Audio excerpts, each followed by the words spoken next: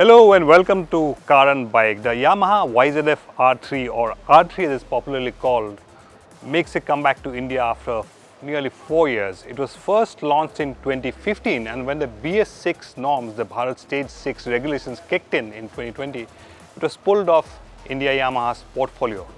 Now it's back with some minor changes. Of course, it meets the new regulations and it gets a few new features.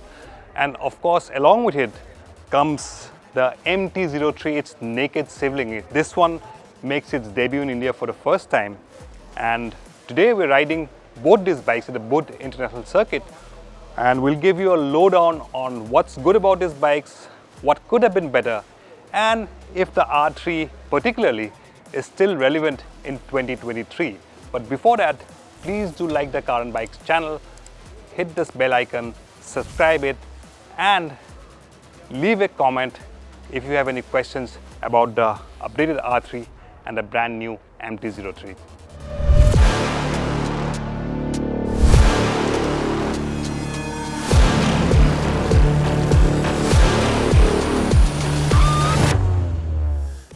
So let's talk about the R3, and it gets a new face, a new LED lighting, a new LCD instrument console, but it still doesn't get full color TFT screen or smartphone connectivity.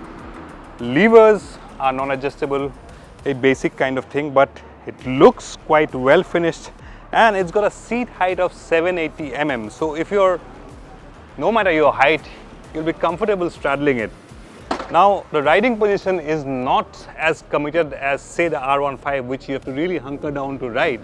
So this one, you can ride it on a daily commute, you can go on long tours on it, and of course on a track like this, you can also up your track skills if you want to buy this bike and improve your track riding skills. On the MT-03, however, the rear portion is more or less similar to the R3, but the front is completely different. Yes, you'll find it looks a lot like the MT-15, but it's got a bigger radiator. Of course, it's got a parallel twin engine, same chassis.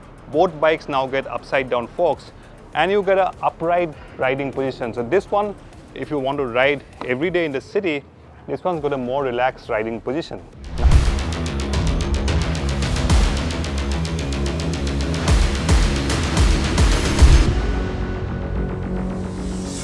Now the R3, it's got familiar performance. I first rode this bike when it was launched in 2015 at this very same track at the BIC almost 8 years ago. The 321cc parallel twin engine has got nice mid-range, quite likable performance, so no complaints there whatsoever.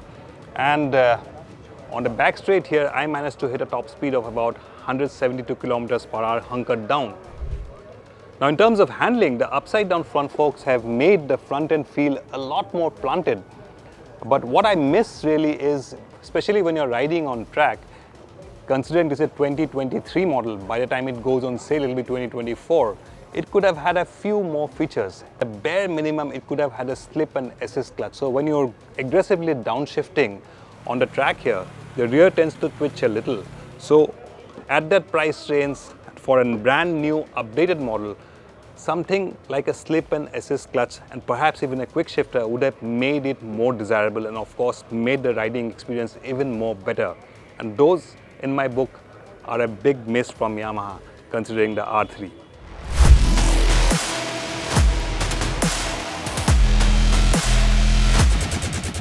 So the MT-03, although it's exactly the same in terms of equipment, in terms of suspension, in terms of engine as the R3, but it's got a different ergonomics. It's got a more upright riding position and it's 2 kilos lighter than the R3 because it doesn't have a fairing.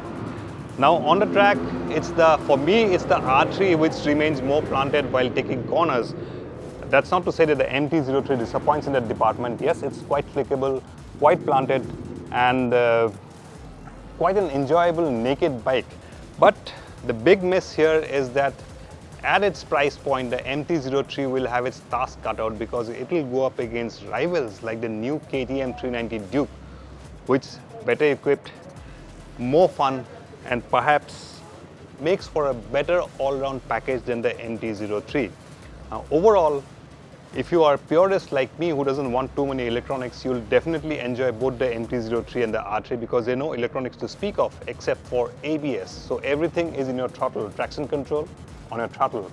Slip and assist clutch you'll have to manage while downshifting because the rear will step out if you aggressively downshift while taking a corner. So those things you have to keep in mind, and there are no span adjustable levers. Now those are misses that India Yamaha should have done, considering these are brand new products and launched as almost 2024 models.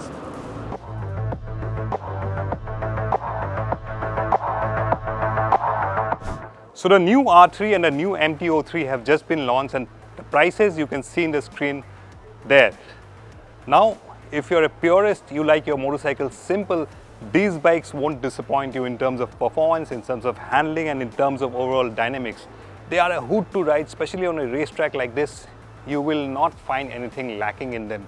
But the challenge, of course, is the price tag and the fact that the R3 will directly compete with the Aprilia RS 457 and the MT-03 goes up against the very capable KTM 390 Duke. So let us know what you think about the new R3 and the new MT-03. Would you be considered in buying these, either one of these, or would you be interested in something else? Let us know in the comments below, and if you like this video, please do share it with your friends and family, and thank you for watching Car and Bike. If you ride a motorcycle, always wear a helmet and don't forget to strap it on tight. Thank you.